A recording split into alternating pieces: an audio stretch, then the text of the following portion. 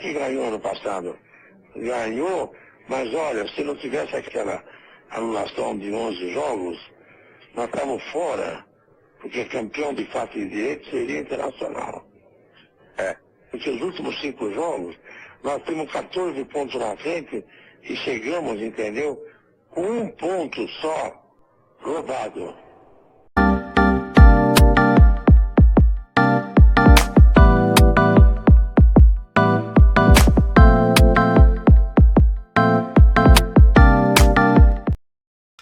Fala pessoal, como estão? Tudo certo? Que calor em Porto Alegre, hein? Depois de uma ventania, um temporal, um abafamento, típico, né? Típico nosso. Vamos lá, vamos em frente. O Internacional está aí agora discutindo o seu futuro e nós todos debatendo o Internacional. E no centro desse debate sempre tem o tamanho do clube, né? E eu tenho insistido com algumas questões, né? E me incomoda porque eu vi um vídeo, postei, sei lá, acho que foi no vídeo passado, mas um cortezinho ali no Instagram, até eu recebo alguns recados, não tem nada de ofensa, tal, só estou discordando, uns recados educados, mas de onde vai sair o dinheiro? De onde o Inter vai ter? Gente, o Inter não é nenhum pé rapado, o Inter com toda a crise que tá, eu tenho aqui anotado, o Inter, esse ano, tá, ele fecha com receita bruta de 636 milhões. Então, assim, ó, é um clube que fatura mais de R$500 milhão por ano. De receita normal, naturalmente. E hoje isso está lá abaixo dos outros. Mas o Inter em 2010, por exemplo, ele foi o segundo maior clube em termos de arrecadação. Ele só perdeu para o Corinthians naquele momento. Porque, em geral, a maior arrecadação, assim, em termos de orçamento, passa por o Flamengo, o Palmeiras e o Corinthians, né? A maioria das vezes. Em 2010, o Corinthians foi o maior orçamento. Em segundo, ficou o Internacional. Então, assim, ó, tudo bem, o Inter não tem orçamento que tem o Flamengo hoje. Mas eu não estou discutindo e nem estou defendendo que o Inter tenha que fazer loucuras. Eu estou insistindo com o óbvio. Se uma empresa entra em crise, a ideia não é vender essa empresa e jogar ela fora, né? A ideia é reabilitá-la, que é o caso do Inter. O que é o negócio do Inter? Né? Tem uma empresa que vende alguma coisa, que produz alguma coisa. O que faz o Inter? É futebol. O Inter não vende outra coisa que não seja futebol. Se ele não tiver um produto bom, gente, não tem como estabilizar receita, esse tipo de coisa.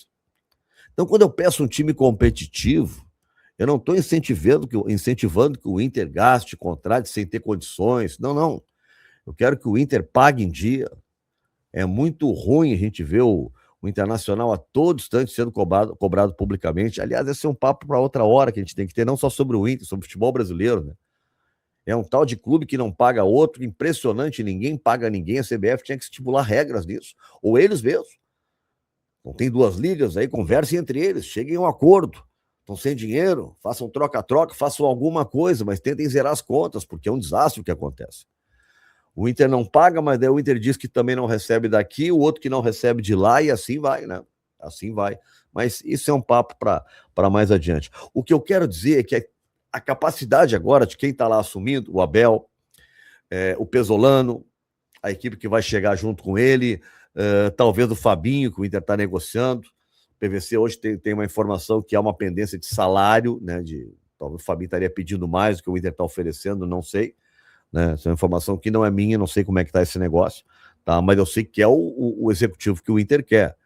E ele foi muito elogiado pelos jogadores no ano de crise do Corinthians, onde a diretoria está aí cheia de rolo, e ele meio que foi, o próprio Dorival elogiou ele ao final, depois da conquista da Copa do Brasil, dizendo da importância que ele teve para segurar a onda, né? Um turbilhão, né? A Naifa correndo solta e tal, e ele manteve o grupo. Porque vamos pegar o exemplo aqui do Inter, né? O que aconteceu com o Inter? O Inter teve um processo de desgaste mental, ninguém entendeu nada, e aí acharam que era problema físico, problema isso, problema aquilo, e o grupo... Só que isso começou no clube, né? Foi passado aos jogadores. O Inter, quando ganha um gauchão, deu aquela sensação, de alívio, ganhamos finalmente, não ganhávamos há um tempão, o Grêmio não será octa e tal, parecia missão cumprida no ano. Tanto que no terceiro jogo do Brasileiro, o Inter já bota reservas. Isso foi passado para os jogadores, todo mundo deu como missão cumprida. Aí houve relaxamento. Não levaram a sério a tragédia, porque não perceberam. Tomou goleada do Botafogo, tomou goleada do Palmeiras, tomou goleada do Corinthians. Né? Não conseguia jogar em alto nível nunca. Entrou na zona de rebaixamento em junho e estava tudo indo, ainda dispensaram alguns jogadores. Foi o máximo que foi feito. E agora o Pesolano fala sobre isso, o Carraveta também falou sobre isso, que é um mestre, né, sobre preparação física. Não houve sim desgaste físico, mas o desgaste físico foi consequência daquilo que gerou, que foi o desgaste mental, que acabou com o grupo. E por isso que eu digo que tem que ser compartilhada essa culpa. Não foram só os jogadores que tiveram, pipocaram, não foi só isso. A sensação de alívio veio do próprio clube.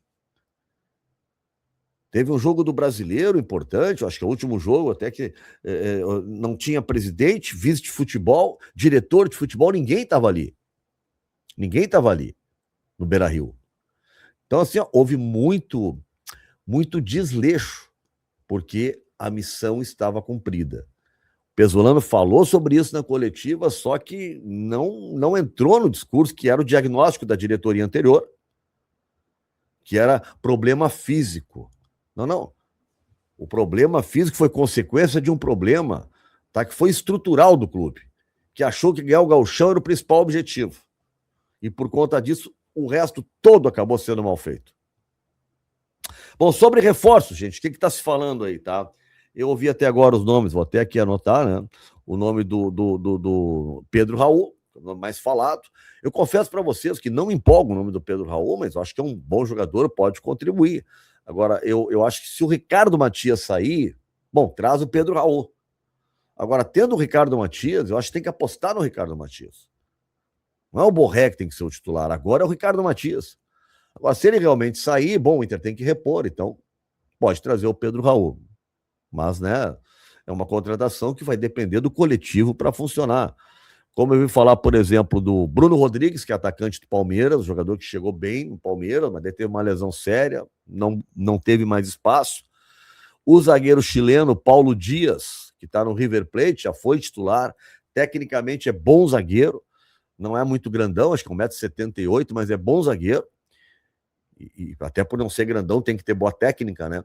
Só que perdeu espaço no River, né? E agora parece que está para ser negociado. O River queria colocar uma negociação com o Bernabéu. Aí teria que ver a questão de grana, né? De valor de mercado de cada um, né? O Bernabéu, mesmo não tendo feito uma boa temporada, é um jogador valorizado. Hoje o Lucas Colar falou no Pedro Bicalho, já tinha se falado também no Mandaca.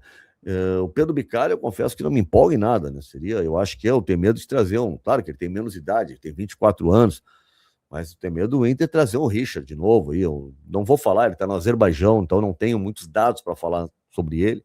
Ele foi do Palmeiras, mas jogou pouco também pelo Palmeiras.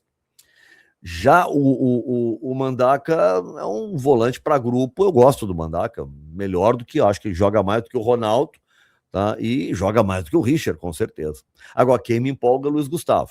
Eu sei que muita gente vai dizer que tá velho, né? Um jogador de 38 anos e tal, mas diziam isso do Fernando, ele veio para cá e arrebentou. O Luiz Gustavo é um jogador sério, jogador que passou pelo Bayern de Munique, por grandes clubes, né? Tem cultura tática, acho que ele agregaria muito ao time do Internacional. Não tenho dúvida disso. Agregaria demais ao time do Internacional. Esse aí é um jogador que o Inter já quis várias vezes. Não é uma novidade, o Inter já tentou trazer esse jogador. Se conseguir trazer agora, acho que faz um bom negócio, tá? Porque é um sonho antigo do Internacional. Eu gosto desse jogador. Aliás, não sei, será que o Fernando vai voltar a jogar, hein? O Inter deve ter visto isso, né? Não pode ser uma ideia minha essa. Olha, Fernando, tu vai jogar e tal. Não vou deixar o Fernando para outro clube, caso ele queira jogar, né? Esse é um jogador que tem que atuar no Internacional, né? E assim, no mais de reforços, é isso, né, gente? O que está sendo falado agora? O que eu acho que o Inter ainda precisa? Já disse aqui, acho que o Inter precisa de um goleiro. O Inter, a meu ver, precisa de um lateral esquerdo, que não seja o Bernabéu. E também não é o Ramon. Tá? E o Inter precisa de alternativas do meio para frente, para ter um time mais criativo, com poder mudar o jogo. Né? Tem 5 trocas para fazer, cara. Tem que olhar para o banco e ter alternativas. O calendário é longo. Né? Eu sei, o dinheiro está curto, mas está curto para quase todo mundo, cara. São poucos que têm dinheiro sobrando no futebol brasileiro. Agora, tu vai ter que dar um tiro certo. O Inter errou demais. Os que o Inter acertou eram jogadores como o Fernando, consagrado, né? O Inter acertou em quem mais que eu posso dizer de contratações recentes, eu estou falando. Porque, assim, aqueles que ninguém sabia, quando eles vieram, não deram resultado. Não deram resultado. O Cleiton Sampaio, o Richard, o próprio Rogel, né? O Alan Benítez, jogadores que, convenhamos, o Richard, não deram resultado. Então, assim, tu gasta um dinheiro com esses caras. Então, tem que ser muito criterioso na hora que, ó, tem pouco dinheiro. Por isso que eu digo, o desafio desse pessoal que está entrando agora, né, que tem o Abel aí junto com o Pesolano, é tu conseguir descobrir jogadores que cheguem realmente em condições de vestir a camisa do Inter e jogar, tá? Mesmo não tendo fortunas. Jogadores sem contrato, talvez jogadores de mais idade, não importa. Aproveita a base, mas traz gente. O Flamengo aproveita a base, valoriza a base e vende. Tanto que o time titular do Flamengo não tem ninguém da base titular. Então bota na base para jogar. A gente tem aí o Gustavo Prado, que precisa jogar mais. A gente tem o Ricardo Matias, que tem que jogar mais, se não for negociado, né? E tantos outros que a gente pode daqui a pouco começar a olhar. Eu sei que o Abel está tendo um olhar atento para tudo isso. Pesolano também falou sobre isso, né? Gosta de, pelo menos para treinos, ele ter mais gente, mais jogadores à disposição, e vai se utilizar também da base. Isso tudo é observação. Tudo é observação. Mas vamos parar com virar latismo de onde vamos tirar o dinheiro. Olha de onde vão tirar o dinheiro, cara. Né? O Inter precisa resgatar o próprio Inter, do dinheiro que ele tem, dos direitos de transmissão do Brasileiro, da Copa do Brasil. A Copa do Brasil paga bem. Gente, olha o Corinthians, no Campeonato Brasileiro, bem de médio para ruim. O Vasco, ruim, Campeonato Brasileiro.